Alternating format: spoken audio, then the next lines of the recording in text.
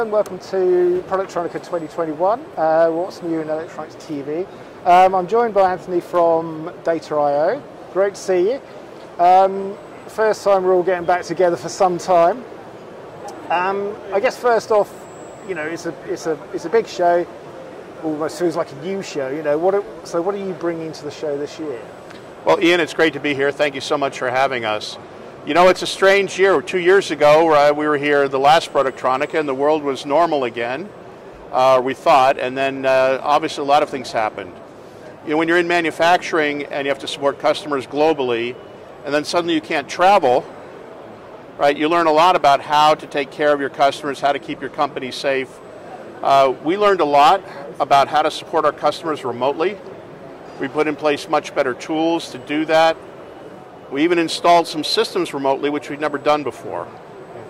And that's a big change from anything we would have thought of doing prior to COVID.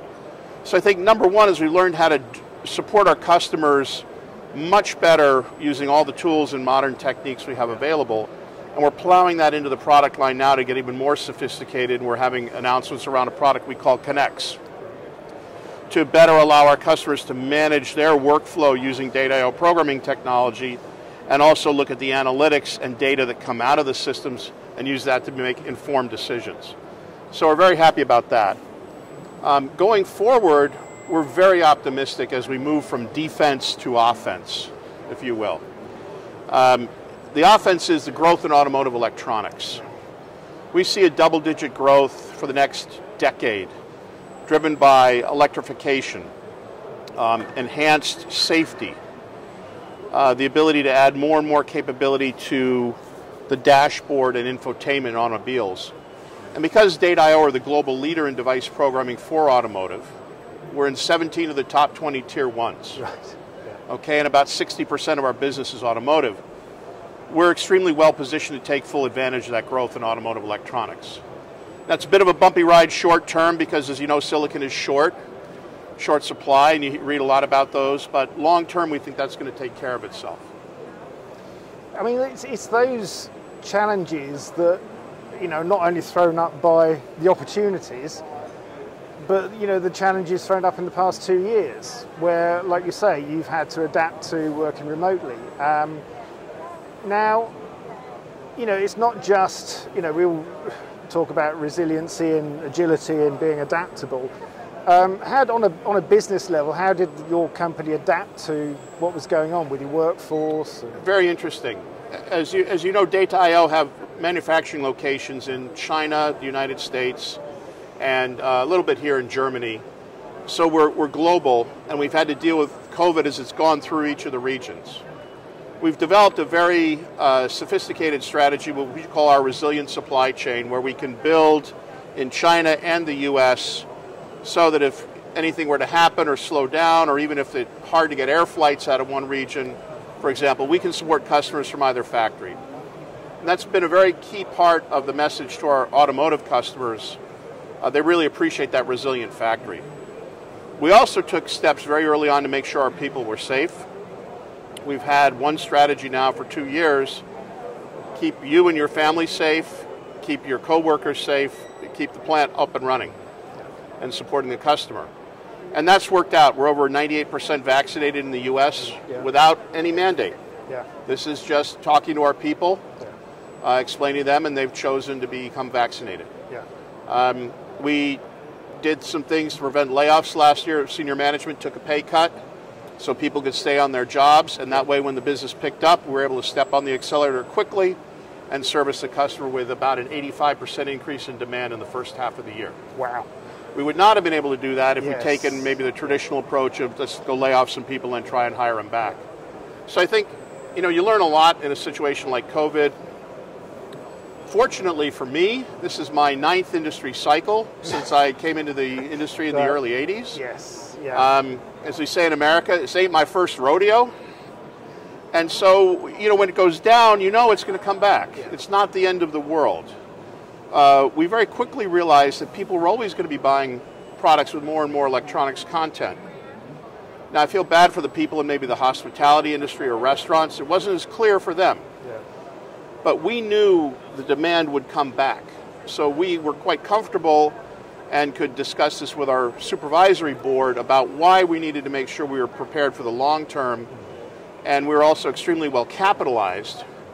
You know, our customers wonder why we keep telling them we have cash in the bank and no debt. Well, when COVID happened, cash in the bank and no debt was really important. Yes, yeah. And so we're very excited about the future. We've learned a lot from the past around resiliency, and we're plowing that into our strategy as we go forward.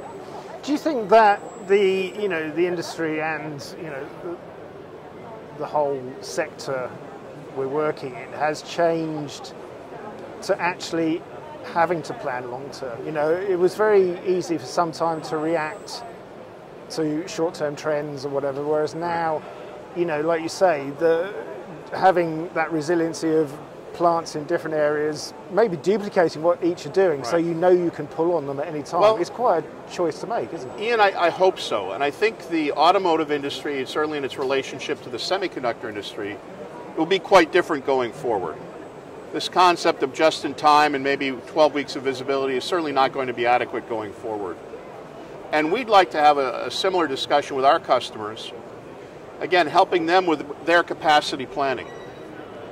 Our business is cyclical, and we can smooth that out a little bit if we're able to work with our customers, and again, that pass savings on to both parties.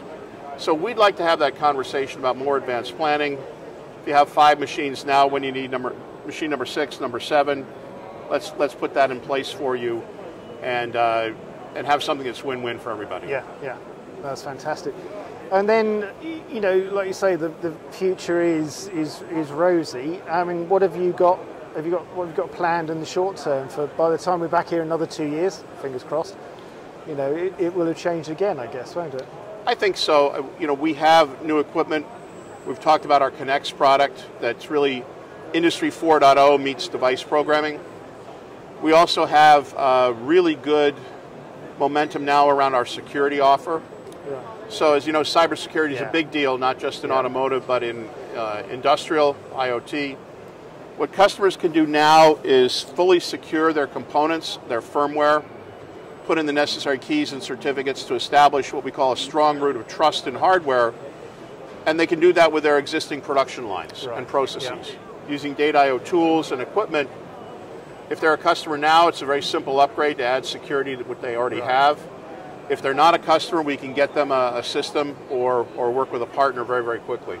So that's one of the areas I think that'll be a big deal in the next couple of years. Have you found that to be a key thing for customers? You know, because those security concerns were pretty justified. You know, when the sea changing, going from being a closed environment to being an open environment to being collaborating and sharing information. That's been a big step for a lot of people to take. On a Well, Ian, it's a very good point, but if you think about what's happened across all the industries with COVID, the world will be a hybrid work environment. People will be working from home, working from the office, working from the road. In Internet of Things, right, it's a situation where it's always somewhat remote. In other words, you're never going to send someone out to go fix an internet-enabled thermostat or something like that. It has to be able to be managed remotely. And so setting those things up on the pathway right from the start to be secure before they've gone into any manufacturing line is a big deal, and that's something we can help customers with. Yeah, that's fantastic. Well, I hope the show is successful for you. It certainly seems busy. I hope you've got a busy few days coming up. Wonderful. And, best of luck for the future. I'm sure we'll see you back here in 2 years' time with a whole crop of new products to talk about. We'll be back, and Ian, thank you so much for the interview and the time today. Thank you.